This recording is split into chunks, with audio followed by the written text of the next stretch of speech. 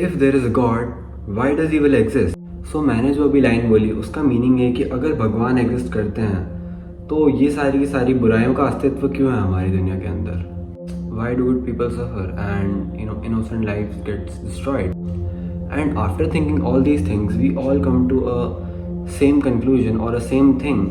If there is an all-powerful creator, a loving creator, then why does all this injustice, suffering and evil things exist in our world?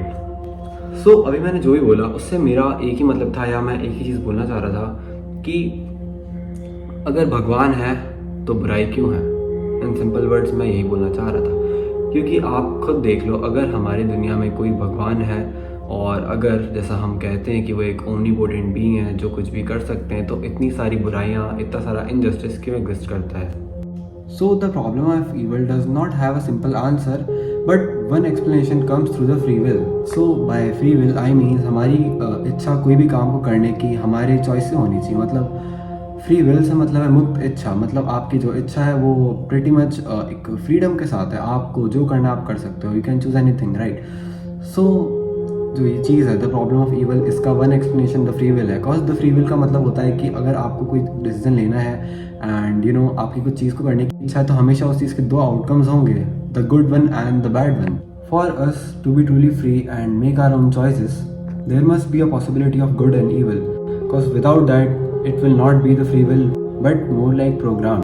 So इस चीज़ से मैं ये बोलना चाह रहा हूँ कि what if evil exists but not because of the higher power but because of the choice of free will. I mean, and as you have listened, जैसा आपने सुना है, with a great power comes a great responsibility. The potential for both the incredible good and the unspeakable bad or harm.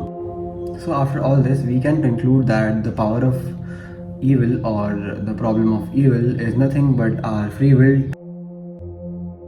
But giving this thing a second thought, हमारे दिमाग में ये चीज़ आती है या आपके भी दिमाग में आ रही होगी कि what about the natural disasters जिनकी वजह से इतने लोगों की जाने जाती हैं, बिकॉज उसमें तो किसी का भी फ्री विल नहीं होता है। Well same thing and this takes us to the second conclusion.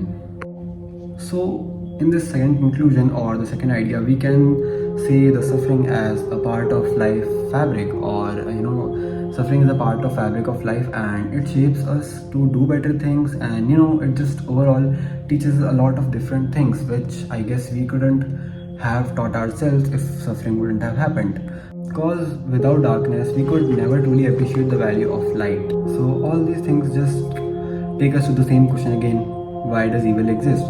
Well, it might be because of our power to choose, or it might be because it adds some meaning to our life, or maybe it's a reminder for what's at stake. I mean, इससे मैं ये कहना चाहता हूँ कि after हम इन सारी बातों करने के बाद वापस आ गए हैं उस सेम चीज़ पे, एंड वो सेम चीज़ क्या है, यही है कि वाई डज ईविल एग्जिस्ट। सो हो सकता है हमारे फ्री विल की वजह से करता हो, और इट माइट बी पॉसिबल कि evil is adding some values, और is teaching us something in our life, it's adding meaning in our life. The problem of evil isn't easy to solve, but perhaps it's not about solving it at all.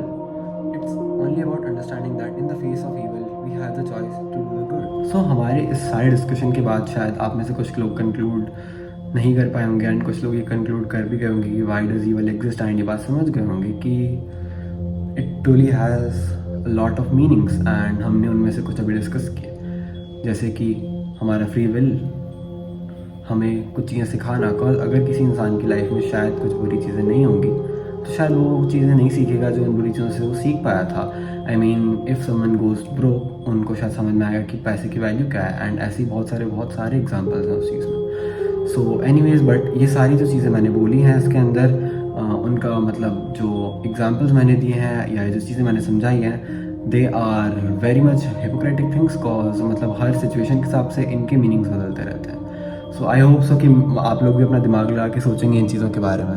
But anyways, ये सारी चीज़ें, ये problem to solve the evil, ये solve करने की नहीं है। यहाँ पे समझने की बात ये है कि हमेशा there will be evil and उस ईविल का एक गुड फेस होगा। आप उसमें से क्या चूज़ करते हो डिपेंड उस पर करता है। सो आई होप सो आप लोगों को वीडियो पसंद आया होगा, एंड इस वीडियो से आपको कुछ मीनिंग मिला होगा, कुछ वैल्यू ऐड हुई होगी आप में, एंड कुछ नॉलेज मिला होगा। So thanks for watching the video, please do like the video and subscribe the channel. Thanks.